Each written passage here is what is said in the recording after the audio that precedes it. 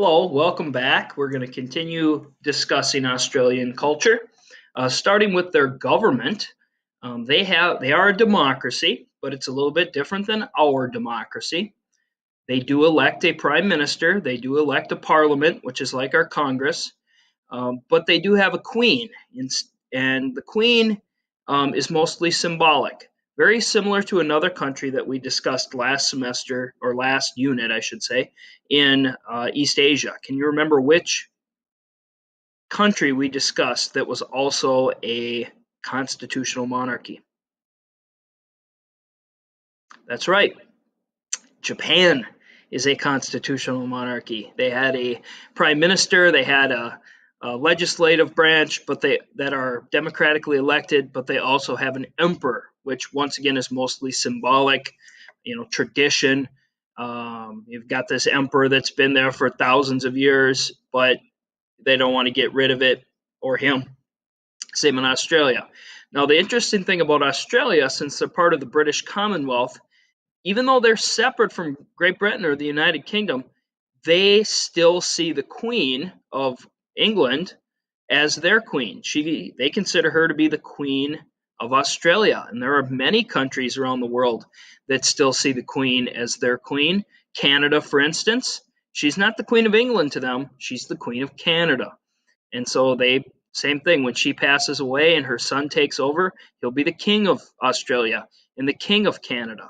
United States, we don't, even though we were colonized by England, we fought a war to break away. We have no symbolic ties to the Queen.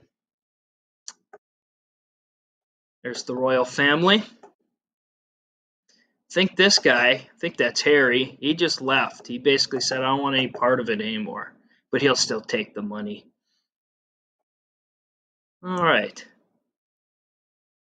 Australia consists of 6 states and 10 federal territories.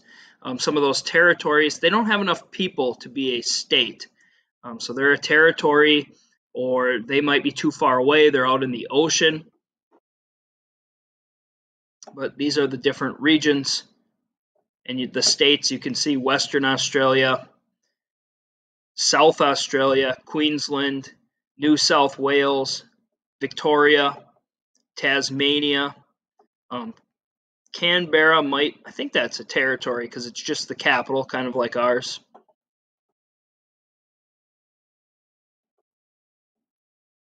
Give you a look at some of the other territories. Christmas Island out here, sometimes you see the documentaries, all these giant like coconut crabs storm the beaches at a certain point of the year. They'll see you can go look at a video of that. But they're like us, where they have a lot of territory around the world, a lot of military bases in the area. Their population is significantly smaller than the United States, even though their land area is very big. They're one of the largest countries in the world as far as their amount of land, but they only have about 24 million people. That means a state like California has way more people than the entire country of Australia. But remember, even though Australia is really big, a lot of the land in the middle or center of Australia is pretty uninhabitable for people. So most of their population hangs out around the coast. They might be throwing some shrimp on the bobby. Good eye, mate. What stage of the demographic transition is Australia in? Oh, looks like they're just replacing themselves. So they must be in stage 4. Camera's kind of, it's hard to get on there. There we go. Got to put it in front of the camera. All right, half the population lives in the dark blue areas here. And so you can see the dark blue areas around some of the major cities. I mean, you're talking about over 12 million people just in these areas. And the rest of this is very sparsely populated. So we'll remember back to some of our terms. These are where we see the clusters of people. They're ranked in the top 15 in gross domestic product, everything that a country makes or sells, all the services, everything. So they're for 24 million people, they make a lot. There's not a ton of like famous brand names of Australian products that we have over here in the United States. Like when we studied Japan and we studied South Korea, there was a lot. But some of the items that you find that you might see in the United States, Uggs boots are a big one. That used to be kind of, I think the Uggs were a pretty big trend or style maybe 10 years ago. I know people still wear them, but I think 10 years ago, everybody, all the girls were wearing Ugg boots. Vegemite. According to Australians, it's really good. In the US, people don't like it as much. And then according to Australians, Americans put too much Vegemite on stuff, right? We like to really put a bunch of peanut butter on toast, put a bunch of jelly on toast. You're not supposed to put very much Vegemite on there. But they do sell this out there. Kraft, got Kraft making it. Tim Tam. I've never had a Tim Tam, at least that I'm aware of, but apparently they're pretty good. Some kids have said they've had Tim Tams.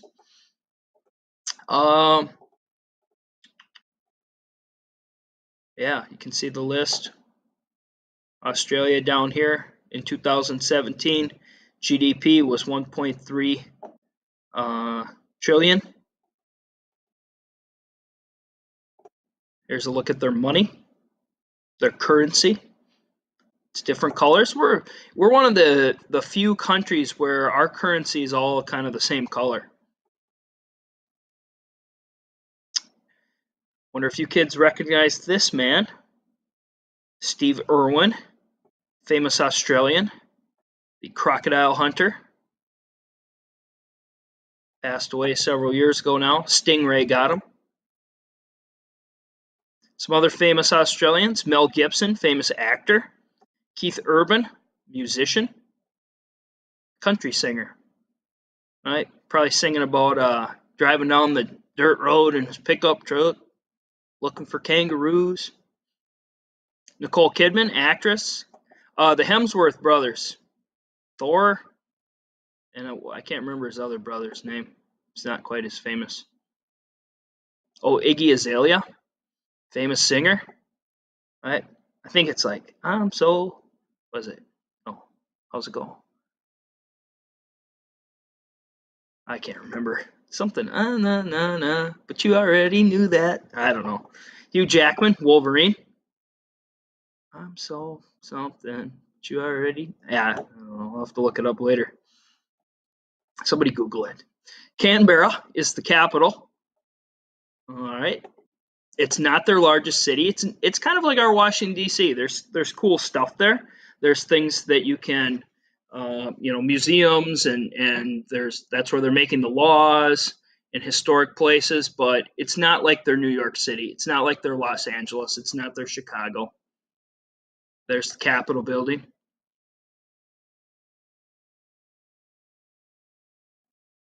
Here's the place everybody's heard of, Sydney. Sydney is a world city. It has a large airport that people fly into. It has a large population with over 5 million people. It has lots of museums and colleges and stadiums for concerts and sporting events. It hosted the Olympics. Cool picture.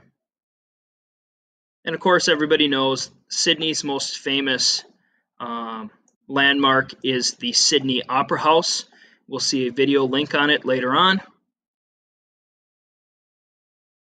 And there's lots of different theaters, or I should say 6 theaters. 2 large theaters, 4 smaller ones, so there can be different concert and plays and orchestras performing all at once. It was built or finished in 1973. They host over 1,500 performances a year. There's over 1 million people that go visit it every single year. There's one of the concert halls, one of the large ones. Pack them in.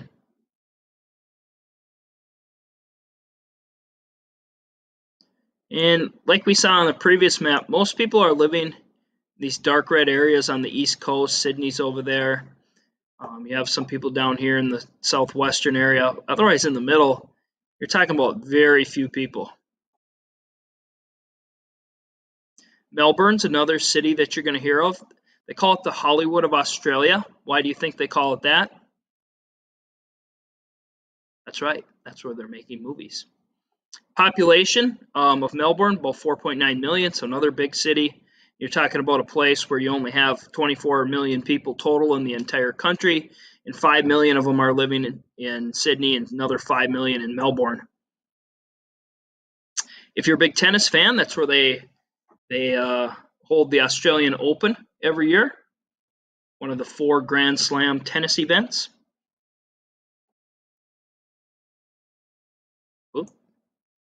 A lot of people in Australia can trace their ancestry back to the United Kingdom, back to Great Britain, British or Irish. How about these kids that live way out in the middle of nowhere, out in the outback, out on some of these ranches? Well, for many, many years, they were doing distance learning. And how were they doing distance learning? Like you are right now. They didn't have the internet, so they called it the School of Air. And essentially, they would get books. They would listen to the radio. There would be radio stations for these kids in rural areas. And you had teachers teaching over the radio to these kids. Of course, what's replacing the School of Air today? That's right, the internet. Here's an interesting place. Had we been in class, I would have had a DVD to watch some stuff on there on it. But Coober Pedy, you can see it's out here in South Australia, kind of in the middle of nowhere, is referred to as the opal capital of the world because they mine opals there. And they've done a lot of mining, and it gets really hot here. And the people live underground. Because it gets so hot during the daytime. People have houses, and you can see restaurant here underneath, kind of in the old caves. So yeah, you've got people above, you've got some buildings above ground, but you have a lot underneath. They'll play some night golf where the balls will light up at night, so they can golf at night. You can see kind of hitting off some artificial turf here. Looks like fun golf. There's a home underneath. So you got a little bit kind of just dug right in like a hobbit.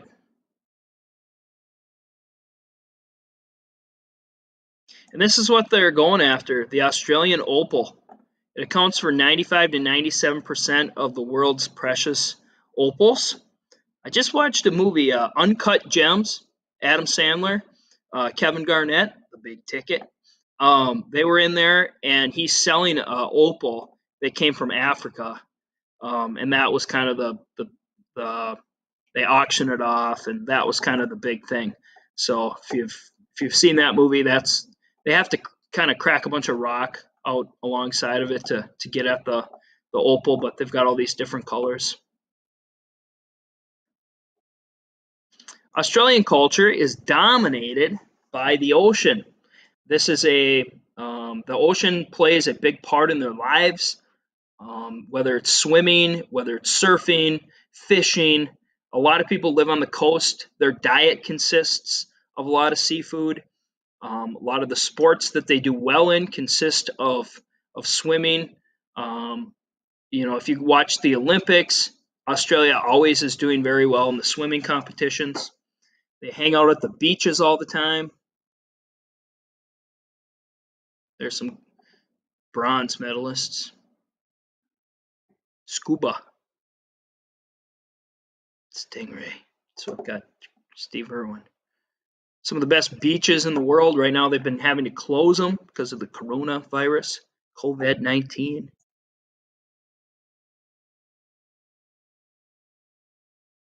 Big waves.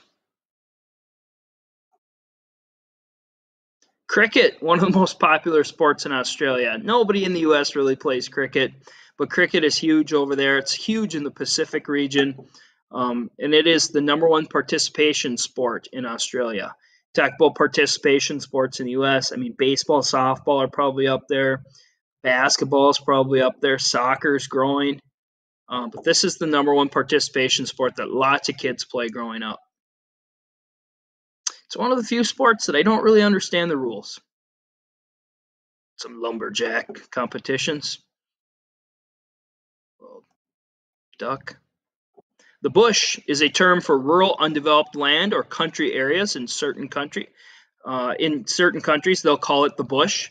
So if you go out into the middle of nowhere, we might call it the sticks, or we might call it who knows what, but we might call it just the middle of nowhere. And in a lot of countries, they'll call it the bush, and they call it the bush in Australia. Bush food is cuisine that's native to Australia. Could be whether it's you're eating kangaroo or different nuts and berries from out in the bush. And then, of course, Great Britain, their culture influenced Australia quite a bit because a lot of the people came from there. Fish and chips, which is big in Great Britain, is also big in Australia. A little kangaroo burger. A famous delicacy there is meat pie, where they'll stuff kind of some type of breading with meat and spices, onions, mushrooms, things like that. It's a very popular snack. Think of like a chicken pot pie, only stuffed with meat. Looks good. Reminds me of a Hot Pocket. Then you got Tasmania way down here. And Tasmania, of course, is known for the Tasmanian devil that we'll see in a second. This is the Tasmanian tiger, which has gone extinct. Every once in a while, people report seeing one. But this is the last known picture, or the last picture of the last known Tasmanian tiger. But Tasmania down here, named after Abel Tasman, Dutch explorer in the far south.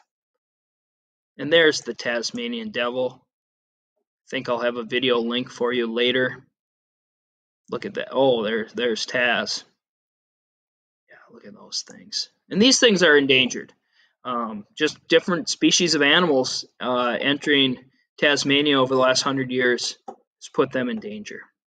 Oh, look at that little thing. A face only a mother could love. All right. Thank you for tuning in.